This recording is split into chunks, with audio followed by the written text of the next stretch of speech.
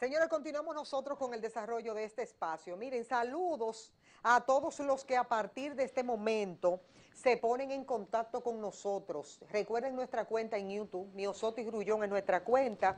Recuerden suscribirse, mientras más personas se suscriban al canal, a mayor cantidad de personas les llegará nuestro contenido. Pero también en Twitter y en Facebook estamos como Miosotis Grullón, para que le puedan dar seguimiento. Todo lo que nosotros hacemos aquí en el programa, usted lo verá en diferido. Por eso aprovechamos y le decimos a la gente buenos días, buenas tardes y buenas noches para la gente que nos está mirando en los diferentes horarios en cualquier parte del mundo. Miren, el doctor Zenén Cava nos visita, quien dirige la unidad de cuidados intensivos del Centro Médico UCE. Para nosotros nos sentimos súper contentos como equipo de trabajo recibirlo aquí en el programa. Doctor, nuestro saludo y cariño de siempre para usted. Buen día, Miosotis. Para mí, como siempre, un verdadero honor compartir contigo y las redes televidentes que a diario se conectan con nosotros. Doctor, quiero hacer referencia que usted en un momento determinado estuvo contagiado de COVID. Sí. A principios del mes de agosto, buena parte, casi 2 meses estuve... ¿Ingresado estuvo usted? Ingresado, sí. 2 meses realmente estuve ingresado. Es decir, que usted, primero por su condición de médico y la experiencia que tiene, también la experiencia que tiene en todo lo que tiene que ver con unidades de cuidados intensivos, y para colmo, entonces, le pasa esta situación difícil de salud que tuvo un proceso bastante difícil y complicado. Es decir, que usted tiene ganancia de causa para poder hablar de esto en todos los órdenes. Han estado pronunciándose algunos sectores del renglón salud en la República Dominicana y han dicho a propósito de la vacuna que se está esperando aquí en el país, de que no se va, su personal médico no se va a colocar la vacuna. En la opinión suya, en lo personal, de esa decisión. Mire, hay que entender en qué contexto el doctor Waldo Suero, que fue quien produjo la declaración, lo hizo. En primer lugar, uno quiere para sus agremiados lo mejor. Y obviamente, la vacuna aprobada por AstraZeneca, Oxford, no es en este momento la mejor vacuna. Si nos vamos a referir a términos cualitativos, existen vacunas como la de la Pfizer, como la Moderna, cuya cobertura y cuyos estudios fueron mejor protocolizados. Y eso está tangible, lo pueden ver en foros internacionales, en diferentes estudios. Es decir, mientras la vacuna AstraZeneca, que se está usando en Inglaterra, pero se está usando porque hay una condición de emergencia. Durante el día de ayer, solamente en el Reino Unido, Inglaterra, hubieron 26,000 contagiados, y cuando usted está en esa situación, usted se agarra hasta de un clavo caliente. Y la que tienen ellos más a su disposición, obviamente, es la AstraZeneca Oxford, porque fue la Universidad de Oxford quien la rubrica también. Entonces, en esa circunstancia es permisible, porque para nada algo, y porque ellos tienen una cobertura de un 60%, frente a un 95 y 94 que tienen la Pfizer y la AstraZeneca respectivamente. Lo que el doctor Waldo Suero decía era, al gobierno, como están haciendo otras naciones, está bien, ya porque ya el gobierno pagó por adelantado una buena cantidad de dinero a la firma AstraZeneca, creo que 40 millones de dólares, para recibir 10 millones de dosis en una primera partida. Pero otros gobiernos también han adquirido de las otras vacunas, es decir, de la Pfizer y de la Moderna. Se quiere alegar que aquí no está la logística montada para producir la cadena de frío, de almacenamiento que conllevan esos dos tipos de vacunas. Y es cierto, la Pfizer, para usted disponer de la vacuna Pfizer, tiene que disponer de un almacenamiento de -70 grados, que en el país No lo tiene. Ujú. Y la Moderna de y la Moderna de menos 20 grados. Exactamente, por eso supuestamente de las declaraciones que han dado las autoridades, descartaron esas y se fueron por el otro lado. Pero hay países como Panamá que acaba de invertir 56 millones de dólares para ajustarse a la Pfizer, por ejemplo. ¿Cuánto cuesta? Yo traté de buscar información de cuánto costaba un almacenamiento, producir o un almacén de ese tipo para poder tener a buen recaudo la vacuna de la Pfizer, alrededor de $500,000. Si usted pone uno en cada región, diríamos 4, en la región este, región norte, región sur y el Distrito Nacional. Supongamos que se tengan 4 almacenes, serían $2 millones. El gobierno acabó de invertir $40 millones. Pero durante el día de ayer también se produjeron algunas noticias buenas.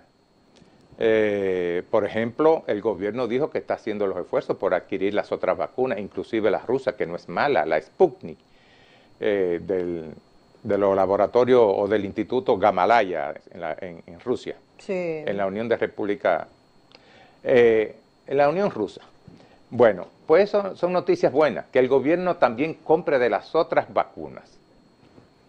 Que el gobierno también compre de las otras vacunas, porque solamente traer una vacuna cuya eficacia y cuyos estudios están cribados, permeados por grandes sesgos que se produjeron, y en donde, mire, déjenme decirle que todavía Europa no asume, a Europa donde se produjo la vacuna, no la asume todavía. No asume la vacuna. La AstraZeneca. La AstraZeneca no la asume Europa. Bueno, ¿quién la tiene? La tiene Reino Unido. Veo que México mandó a buscar una partida ayer porque México es un productor de vacunas. Creo que Brasil y creo que Argentina, pero en pequeñas proporciones la mandaron a buscar. Porque fíjese cuál es el problema. El problema que se va a presentar en estos países no es cuál vacuna, sino la que primero llegue, porque en este momento parece que hay un cuello de botella en la cadena de producción, parece que hay un atascamiento. Estamos hablando de más de 7,000 millones de personas en el mundo, ¿no? Sí. Y de eso, tómese en cuenta lo que estamos por encima de 18 años que somos los que nos vamos a vacunar. Obviamente que para producir esa enorme cantidad de vacunas se necesita una disponibilidad, una logística que no es fácil tenerla. Mire, Estados Unidos quería, sus aspiraciones, sus expectativas eran tener... La AstraZeneca no es efectiva en más de un... 62%. Pero yo he escuchado mucho más amplio el margen. Son 62%. Algunos quieren, para dorar la píldora, decir que es un 70%.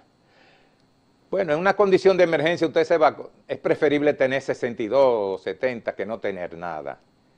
Pero si usted puede adquirir otras, si usted puede, y otros países lo están haciendo, ¿cuál es el inconveniente?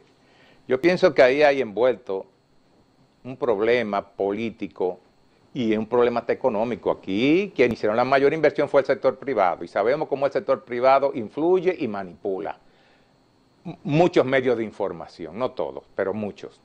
Entonces yo he visto inclusive médicos que no son de aquí, son dominicanos pero que se formaron afuera, con una gestión muy cuestionable al cargo de la pandemia, de manera irrespetuosa, referirse al doctor Waldo Suero. Eso desautorizándolo, pero ¿quién es usted? Usted gestionó la pandemia y lo hizo de manera desastrosa. La primera etapa de la pandemia, nosotros estamos cosechando una mala gestión de una pandemia. Usted mira hacia Costa Rica, usted mira hacia Cuba y otros países y no existe la alta tasa de contagio que hay aquí. Aquí tuvimos ayer un pico de 2.043 casos, porque todavía seguimos reproduciendo ese modelo que nos dejó la gestión anterior en buena proporción. Entonces, yo sigo insistiendo. Si esa es la que se tiene en una situación de emergencia, bueno, pues bienvenida sea, porque es mejor algo que nada. Pero si se pueden adquirir otras, que vengan, porque el problema ahora es de atascamiento. Estados Unidos quería producir 20 millones al 31 de enero. apenas pudo producir 2.7 millones pudo vacunar 2.7 millones de personas. Y eso nos deja ver a nosotros, en México apenas, México que es el primer país de América Latina en vacunación, apenas ha podido, y México es un gigante, México es un gigante con decenas de millones de personas en todo su territorio, por encima de los 100, holgadamente lo sobrepasa, y apenas ha logrado vacunar 43,000 personas al día de ayer. Entonces es una situación de atascamiento. Nosotros lo que deseamos es que venga una vacuna. Ojalá vengan las mejores. Ojalá vengan las mejores. Pero si llegó la AstraZeneca y esa fue la primera que llegó, es mejor tener un 60% o un 62% que no tener nada. Ahora, tú deseas lo mejor. Y la humanidad tiende siempre a buscar lo mejor y a pedir para los suyos lo mejor. Y desde ese punto de vista se legitimiza el reclamo de Waldo Suero de que el gobierno adquiera para el sector salud, que es el que da la cara y es el que ha puesto ya varias víctimas, porque han muerto varios médicos, muchas enfermeras y otras personas relacionadas al sector salud. Uno quiere para uno lo mejor. Uno no quiere que de 100 médicos que andan por ahí, apenas 62 sean los que están cubiertos desde el punto de vista de la inmunidad. Muchos sectores han dicho, si ustedes mismos como médicos están reconociendo que la temperatura para lo cual debe estar esa vacuna, la Pfizer, ¿cómo ustedes están pidiendo que sea esa, sabiendo ustedes las condiciones que se han estado dando y se dan, pero no ahora, eternamente en nuestro país, la República Dominicana? Eso sería un riesgo, porque equivocarnos en eso y no cumplir con ese protocolo, estaríamos tirando por el piso esa gran inversión. Pero el gobierno lo puede adquirir. Yo tengo conocimiento de que un laboratorio nacional estaba en condiciones de adquirir los almacenes de frío. Pero la compañía, sí, la compañía Pfizer dijo que no negociaba. ¿Eso no se puede interpretar como un negocio? Pero es que va a ser un negocio. Después de los 8 meses, eso va a ser privado todo. Y déjeme decirle, la compañía Pfizer se negó a venderle al laboratorio precisamente porque en esta primera etapa los negocios se hacen con los gobiernos, de acuerdo a convenios internacionales. Y por eso se descartó, pero el gobierno lo puede adquirir e instalar esos almacenamientos de frío. Pero también está la vacuna rusa, que se está usando en Argentina. Argentina compró más de 50 millones de dólares de la vacuna Sputnik, porque aquí no la quieren. Lo que sucede es un problema de costo también. La AstraZeneca cuesta de 4 a 6 dólares. Las otras la rusa creo que anda por los 13 dólares y las otras andan por encima de 25 a 40 dólares. Es un problema de costo. Pero ustedes, según lo que han dicho y lo que ha salido de información por parte del Colegio Médico Dominicano y otros gremios, es que realmente van a tomar la decisión en los próximos días. Y eso mucha gente lo ha visto como un chantaje. Yo creo que el papel del Colegio Médico es mantenerse, ojo avisor, contra todo aquello que signifique conculcación o atropello a la salud del pueblo. Y sí, el Colegio Médico reclama que se le dé lo mejor de lo mejor. Yo no pienso que eso sea execrable ni que es una apostasía. Ahora, yo reitero, si la primera que llegó en medio de este atascamiento de producción es la AstraZeneca, bueno, pues usemos la AstraZeneca, pero el gobierno que sigue haciendo gestiones para adquirir la otra. Pero no vamos de buenas a primeras a colocar la AstraZeneca como el epítome, como lo mejor de todas las vacunas, porque no es la mejor. Los estudios han dicho que no es la mejor, que es la que tiene menos cobertura, que los estudios que se hicieron están sesgados, que no incluyeron a la gente mayores de 58 años, entre otras. Inclusive hay una situación de confusión entre la primera y la segunda dosis. La mayoría de las vacunas son 2 dosis y la segunda se coloca a los 28 días aproximadamente. La AstraZeneca no ha definido eso todavía. Hablan de 6, de 10 semanas, es decir, 2 meses, 28 días. Hay una situación difícil, inclusive de la dosis. Si se pone una dosis igual a la primera, si se pone la mitad. Hay una serie de situaciones que es necesario que el gobierno aclare, porque el gobierno sabía de esta situación. ¿Por qué no la aclaró oportunamente y espera esto? ¿Y por qué ustedes como Colegio Médico Dominicano, antes de que el presidente lo hiciera, no le expusieron al presidente? Porque ustedes pueden hacerlo como Colegio Médico Dominicano. En primer lugar, los estudios comenzaron a salir tardíamente. Yo formo parte de un movimiento que se llama el Tejada Florentino, y ya en la segunda semana de diciembre lo estábamos denunciando. Hicimos una denuncia pública por todos los medios que fueron allí, y ya se venía cociendo la situación. Obviamente. Sí, pero la decisión de lo de la vacuna se hace el gobierno, no mire, fue de ayer nosotros para agradecemos. Esa decisión se tomó a finales de octubre y principios de noviembre. Exactamente. Y principios de noviembre. El colegio todavía no era parte de la comisión presidencial. De una manera generosa, el licenciado Luis Abinader, presidente de la República, tuvo a bien invitar al colegio médico. Pero recuérdese que el colegio médico fue execrado, aislado, no se le tomaba en cuenta, era el patico feo de la salud dominicana. Bueno, en la anterior gestión. Sí, en la anterior. Del presidente nosotros entramos Medina. tardíamente, se nos comenzó a invitar. Pero yo pienso que nunca es tarde. Nosotros le estamos diciendo al gobierno. Ustedes salieron hasta favorecidos con un 30%. Sí, lo agradecemos. Yo creo que fue un acuerdo, fue un gran acuerdo, toda vez que no se tuvo que quemar una goma, no se tuvo que paralizar ningún hospital. Como debe ser. Sí, pero el reclamo está establecido en la Constitución cuando sea necesario. Sí, pero me refiero que como debe ser, que no claro, que no tengamos que llegar a esas situaciones traumáticas. Que llegar a eso porque ustedes, los médicos han hecho, no solamente en este momento, sino desde siempre, una excelente labor en los hospitales y en la parte privada también, los que van y trabajan en los dos lugares. Así es, estoy de acuerdo con usted.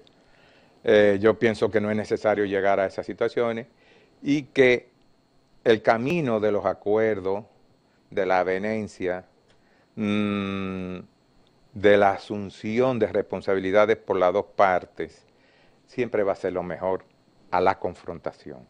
En la confrontación siempre sufre un tercero. En este caso es la población dominicana y uno no quiere que eso debe de dejarse atrás. Eso debe de dejarse atrás como parte de un pasado borrascoso que no se debe repetir más. ¿A qué usted cree que se deba?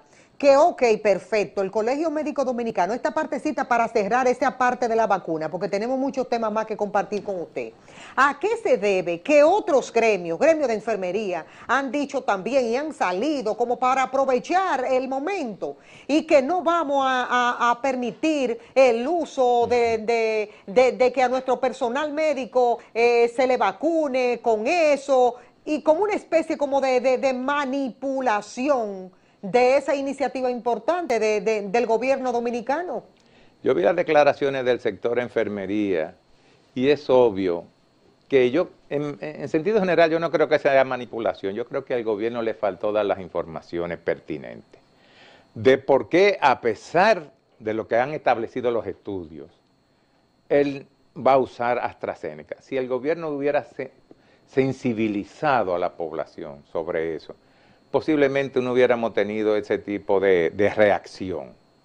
Yo pienso que es hora de que en vez de estar confrontándonos, el gobierno debe de comenzar a aclarar una serie de situaciones que todavía lucen nebulosas con respecto a esa vacuna. Ya han salido algunas voces autorizadas, por ejemplo, yo vi unas declaraciones del doctor José Joaquín Puello, entre otras personas. Hoy, en el día de hoy, hay un encuentro en el Colegio Médico Dominicano entre el presidente y la directiva, junto con otras sociedades especializadas que están involucradas también en esto de las vacunas, y yo sé que de ahí van a salir cosas muy positivas.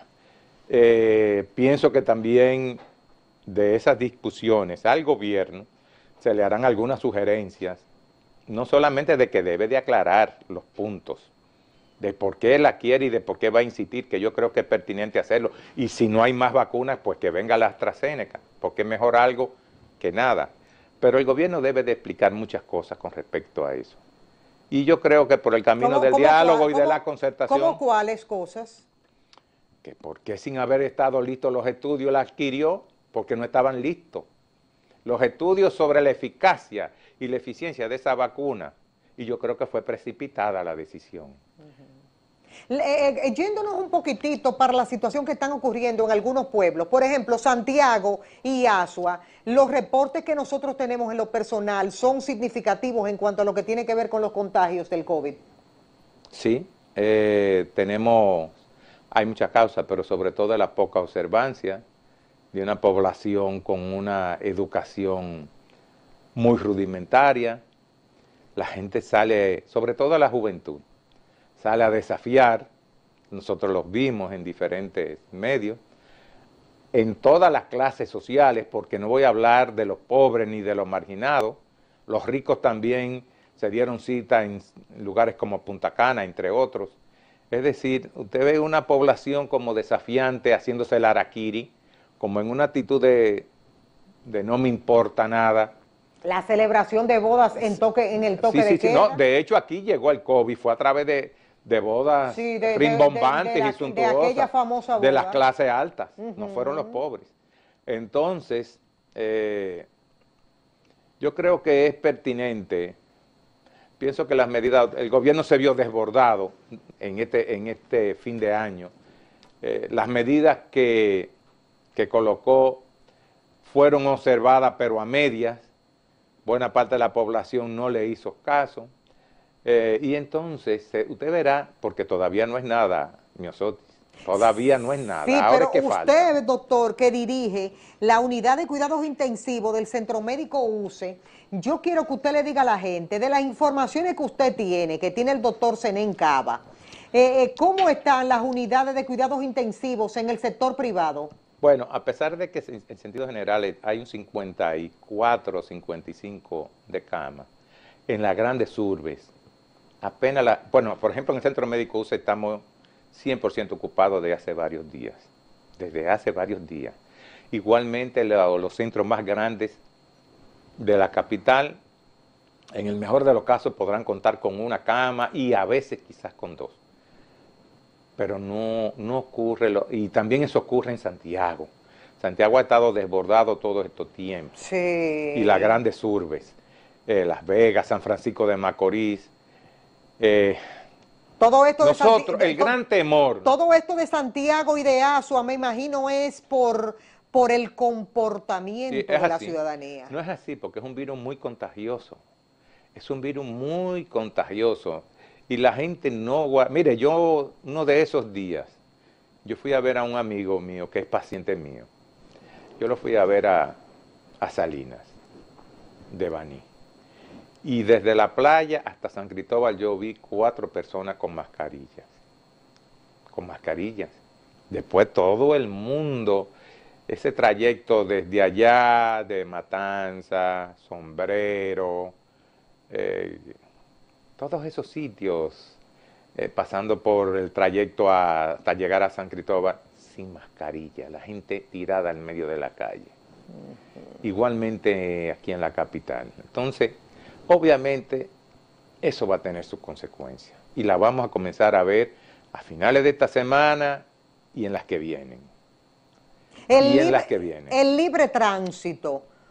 Yo he escuchado a esta altura de juego a muchísima gente hablar, lo del libre tránsito, lo de obstaculizar con lo relacionado al toque de queda, que la gente salga, que la gente se movilice aquí, que del lunes a viernes hasta las 5 de la tarde, libre tránsito hasta las 7 y después sábado y domingo hasta las 2 y la gente no quiere acatar las medidas.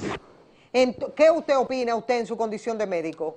Bueno, yo en esa parte yo estoy de acuerdo con el gobierno. Yo pienso que deben extremarse inclusive.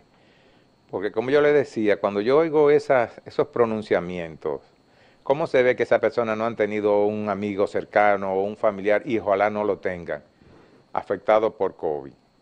Porque si lo tuvieran, no pensaran así. Doctor, repítale a los que nos están mirando que usted duró 2 meses. No, yo duré 2 meses y grave. Yo muy sufrí grave. En un momento inclusive el pulmón derecho mío colapsó. Y para que la gente me entienda en términos coloquiales, el pulmón mío se explotó. Es decir, colapsó, se explotó en un momento. Eso se le llama neumotórax. y acumulé aire ahí y entre los dos pulmones, que se le llama neumomediastino. O sea, yo no sé ni por qué estoy vivo. Yo me salí debajo de la goma de un camión. Fueron 2 meses con una saturación de oxígeno que debe de ser de 95 a 100%. La mía, yo me paraba por cualquier cosa y se desplomaba a 58, 55. Y yo me sentía un poquito bien cuando estaba en 80. Pero obviamente mal, porque los seres humanos no vivimos con tan poco oxígeno. Fue una situación difícil. Yo rebajé cerca de casi 50 libras. Es una situación que yo no se la deseo a nadie. ¿Todo ese tiempo estuvo entubado, doctor? No, a mí no me llegaron a intubar. Me pusieron una mascarilla afuera que hace la veces de un ventilador que se llama CPAP, que es mandarme presión positiva desde afuera sin tener que intubarme. Yo afortunadamente aprovecho cada espacio en lo que estoy para darle las gracias a la manera tan gentil y tan dedicada a los médicos, no solamente del Centro Médico UCE, que también pusieron todo su empeño en la primera etapa de mi enfermedad, encabezado por el doctor Jorge Soto, Balcácer, la propia administración, sino también por los médicos de la Plaza de la Salud, el equipo encabezado por el doctor Gamaliel Mato y los médicos que le acompañan, los médicos ayudantes y los residentes. De verdad que ellos ponen todo su empeño para que los médicos, que las personas allí ingresadas logren superar ese trance tan difícil. A veces no hay estadísticas. De cada 5 personas que entran a la unidad intensiva, las estadísticas son macabras, se muere aproximadamente de un 2 a un 3%, no todo el que entra allí sale. Por eso, lo que hay que hacer es no tratar de entrar al hospital. Y es tan fácil guardar distancia, y es tan fácil usar una mascarilla, y es tan fácil lavarse la mano.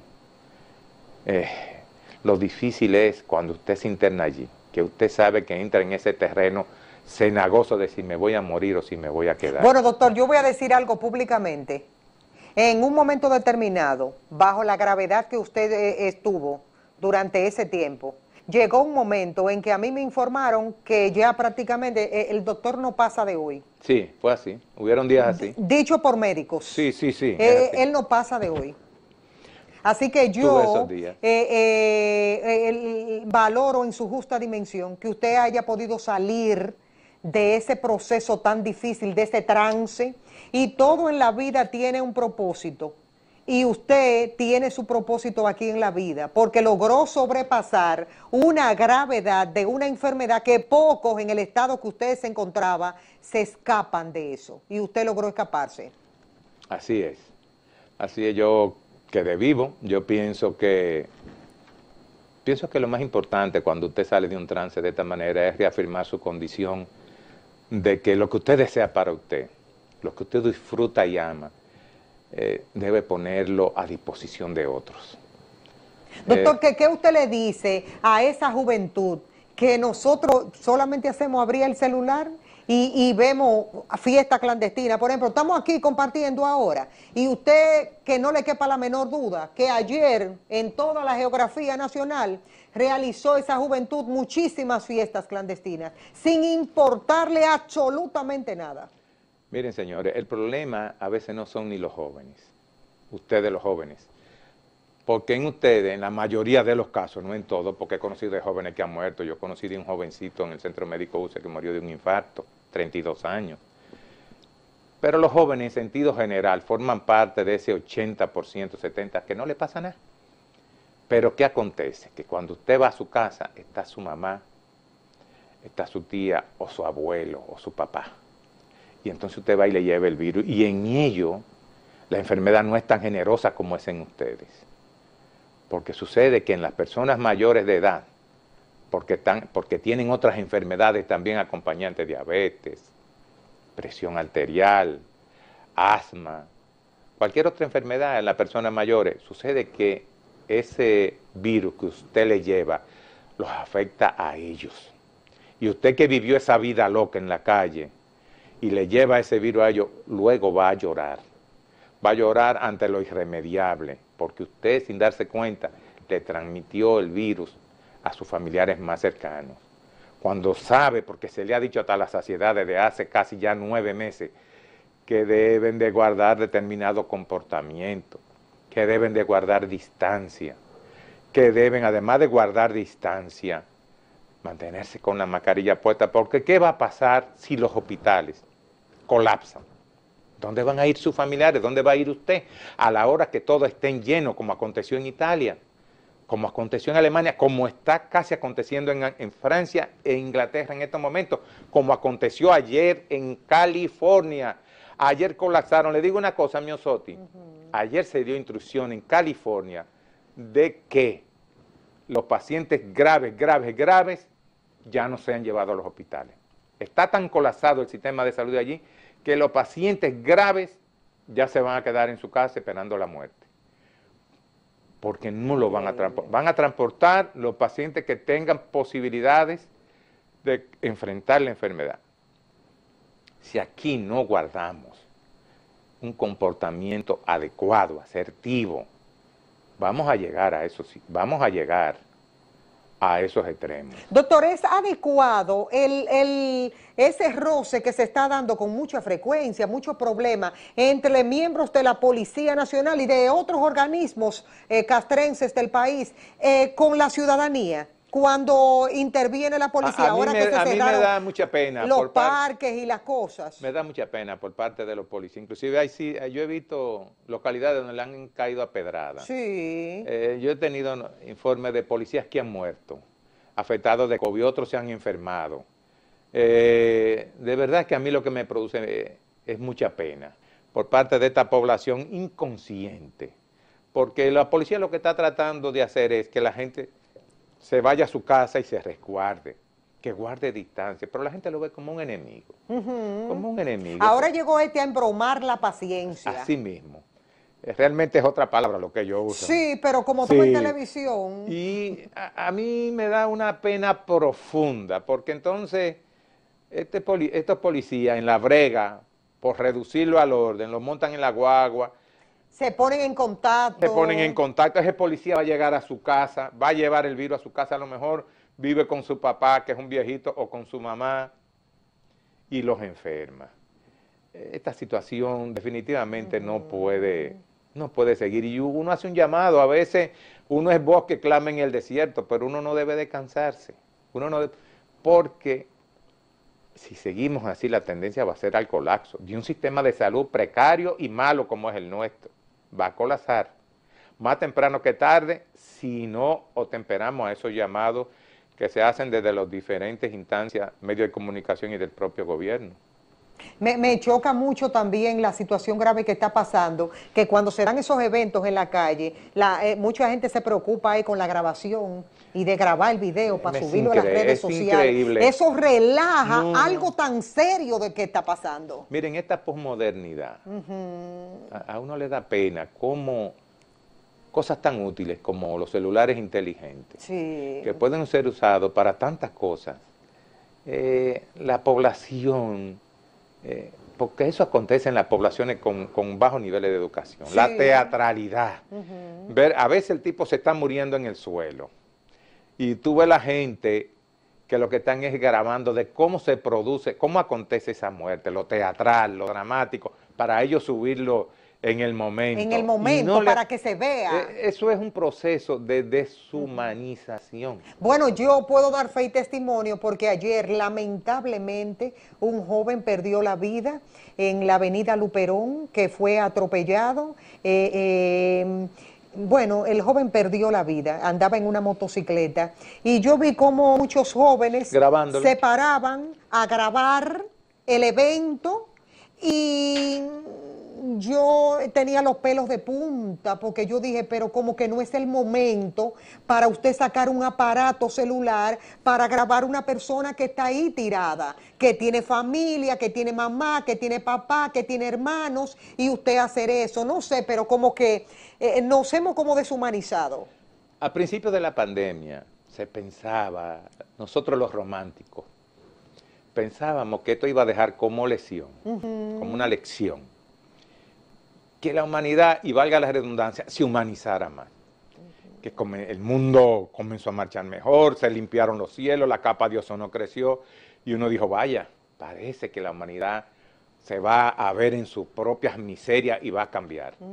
Pero cuando uno ve estas cosas que están aconteciendo, definitivamente uno vuelve a decir, seguimos por el triste derrotero de la deshumanización. Así mismo, como que el nada individualismo, importa. porque ¿qué es lo que a ese tipo le importa? Que le den un like, Sí, subirlo y que le den un like, que subir una escena mostrenca, macabra a TikTok o a Instagram para que alguien le dé like y él ser el primero que lo grabó y lo subió. Exacto. Y lo humano, ese infeliz que está ahí en el suelo, languideciendo, le importa un carajo. Y este mundo no puede seguir así, hay que producir un vuelco hacia una humanidad más asertiva, más humana, valga la redundancia, porque esto no puede seguir ahí. ¿Pero cuál es el legado que le vamos a dejar a los que vienen? Ese, que lo que importa es grabarte y subirte rápido para que me den un like y yo ser el primero, porque ¿el primero para qué? Pero un like ¿para qué? Si se está muriendo un congénere tuyo ahí. Bueno, ahora se da con mucha frecuencia, por eso hay mucha gente que ha tenido inconvenientes, porque antes pasaban los eventos y nadie se enteraba, nada más los actores. Ahora, como todo el mundo saca un celular, ahora por eso vemos las redes abarrotadas de información y de cosas, muchas veces reales, otras veces manipuladas, otras veces editadas, y cuando tú vienes a ver que la gente comienza a multiplicar cosas sabiendo que son falsas y que no son reales. Y eso es un riesgo tremendo, y cuando ya se viene a recoger, ya es tarde, porque hemos enlodado a mucha gente. Y destruido. Y destruido a mucha gente. Sí. Eso ha pasado. Mientras se investiga el caso, tú tienes tu vida totalmente destruida. Y ya no la puedes rehacer. No, porque hasta del trabajo han votado a muchísima gente. Sí. Han perdido sus trabajos, porque mientras se averigua el caso de que si es cierto o no es cierto, ya tú estás desacreditado por todas partes. Es la posmodernidad, es la posverdad, que pero lamentablemente nos lleva por estos tipos de linderos. Es doloroso. Es doloroso. La ignorancia hace muchas cosas. Doctor, yo me alegro de antemano que usted se haya restablecido, que haya recuperado su salud. Estuvimos en esos días orando grandemente por su salud. Yo me alegro muchísimo de que se haya restablecido. Usted se merecía eso y más, porque durante muchísimos años ha luchado por mejorarle la vida a mucha gente, y ahí recibió su premio. Gracias, Miosotti, muchas gracias. Señores, ustedes y nosotros nos veremos en la próxima oportunidad. Pórtense bien.